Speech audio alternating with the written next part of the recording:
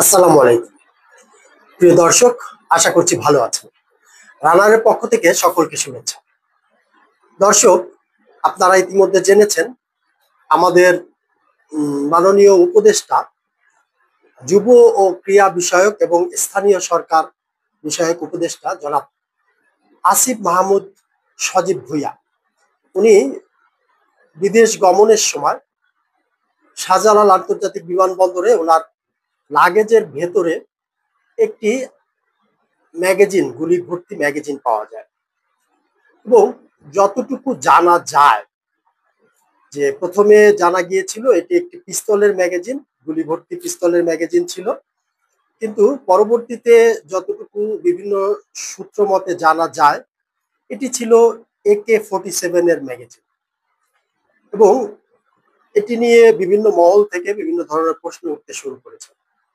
গত কালকে আপনারা জানেন যে এটি নিয়ে স্বরাষ্ট্র উপদেষ্টা কে কিছু প্রশ্ন করা হয়েছিল, সাংবাদিকরা তাকে কিছু প্রশ্ন করেন। স্বরাষ্ট্র উপদেষ্টা লেফটেন্যান্ট জেনারেল অবসরপ্রাপ্ত জাহাঙ্গীর আলম চৌধুরী বলেন যে উনি বলেন যে এটি AK-47 নয়, এটি আসলে পিস্তলের ম্যাগাজিন ছিল। হ্যাঁ, এটি ভুল করে তার লাগেজে রয়ে গিয়েছিল এবং এটি তার নিজের লাইসেন্সকৃত আগ্নেয়াস্ত্রের ম্যাগাজিন।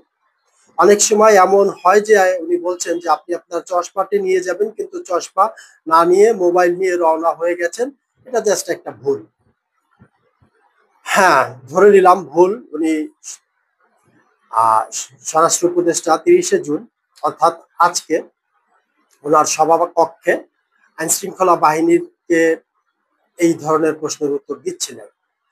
আমাদের প্রশ্ন হচ্ছে যে এখানে যদি বাংলাদেশ সীমান্তে এই ম্যাগাজিনটি ধরা না পড়ে, এটি উনি যাচ্ছিলেন মরক্কোর এয়ারপোর্টে এই ঘটনাটি ঘটত, তখন এটিকে কি ভুল বলে পরিচালিত করা যেত, অথবা ওখানকার পুলিশ এটিকে একটি নিছক ভুল হিসাবে গণ্য করতেন কিনা? এবং যদি এমনটি হতো যে ওখানকার পুলিশ এই অবৈধ আগ্নেয়াস্ত্রের জন্য ওনাকে অ্যারেস্ট করলো এবং সারা বিশ্ব মিডিয়ার হেডলাইন হতো, তখন উনি এটির কি জবাব দিতেন?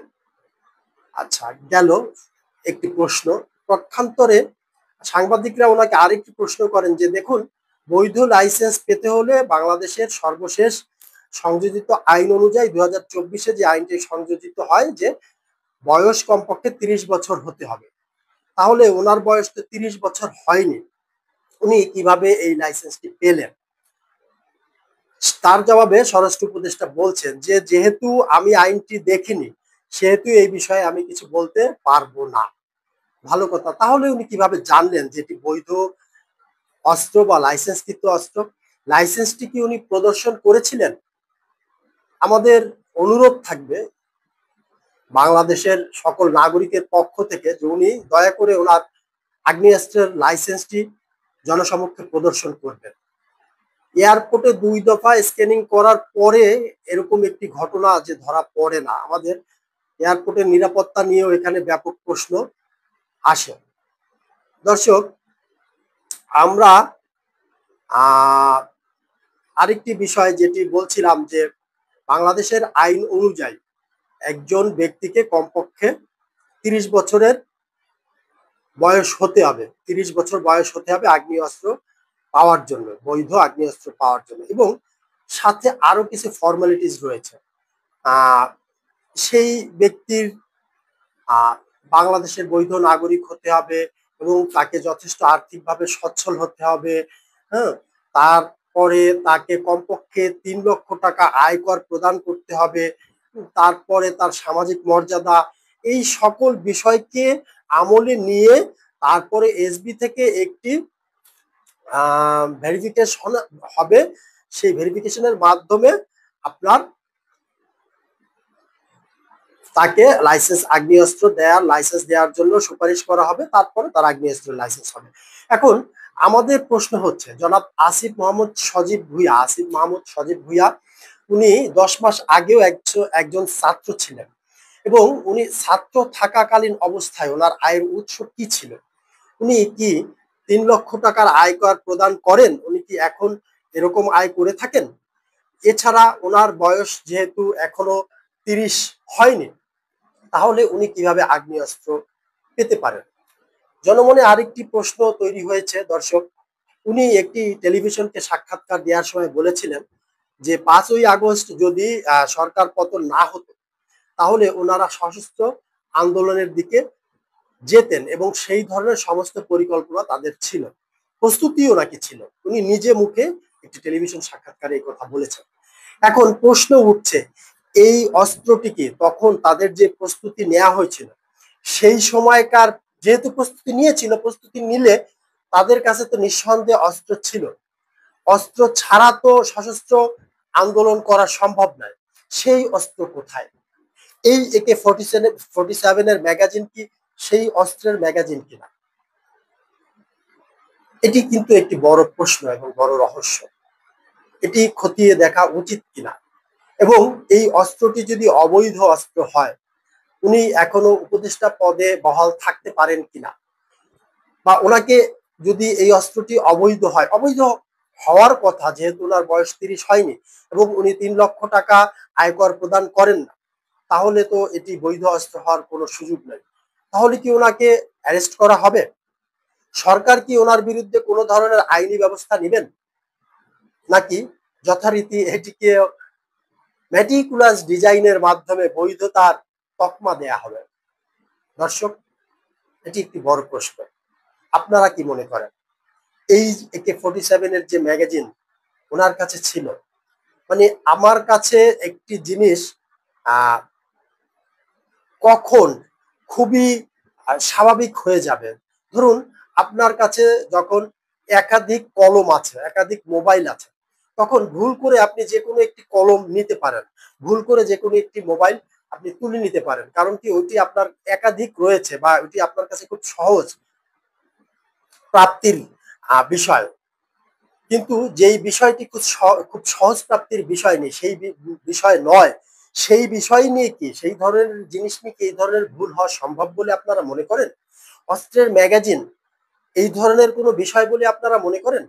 আরেকটি বিষয়, সাধারণত কোনো মন্ত্রী বা এই ধরনের পদমর্যাদার যারা অস্ত্র পেয়ে থাকেন, তাদের সাথে অস্ত্রধারী দেহরক্ষী বা প্রোটোকল অফিসার থাকেন, তারাই অস্ত্র ক্যারি করে থাকেন। এখন পর্যন্ত এর আগে এমনটি দেখা যায়নি যে ওই সংশ্লিষ্ট মন্ত্রী উনি নিজেই অস্ত্র বহন করছেন বা উনি ওনার সাথে অস্ত্র রেখেছেন। বাংলাদেশে মনে হয় এই ধরনের ঘটনা এটি প্রথম ঘটল।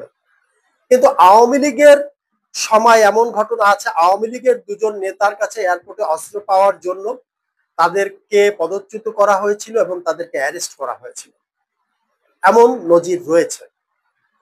তো যেহেতু এই সরকার আইনের শাসন প্রতিষ্ঠা করতে চাচ্ছে নাকি এমনটি শোনা যায়, তাহলে কি ওনারা আসিফ মাহমুদ সজীব ভুঁইয়াকে আইনের আওতায় আনবেন? এই অস্ত্রের ব্যাপারে ওনারা কি সঠিক ব্যাখ্যা দিবেন?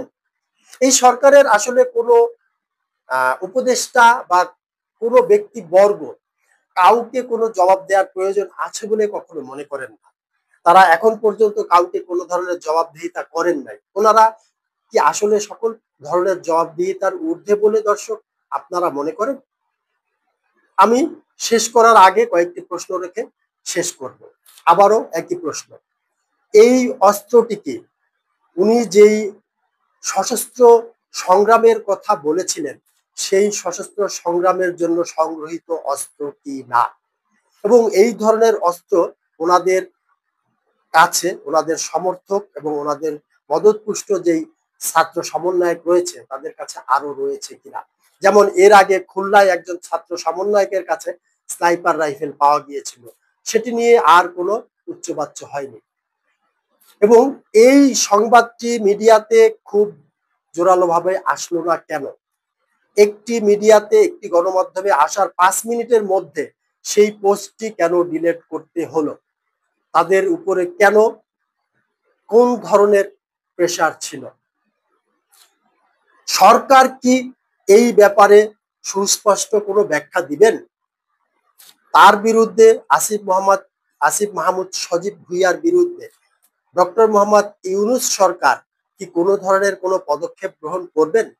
এবং স্বরাষ্ট্র উপদেষ্টা যেই ব্যাখ্যাটি দিলেন সেটি কি গ্রহণযোগ্য বলে আপনারা মনে করেন?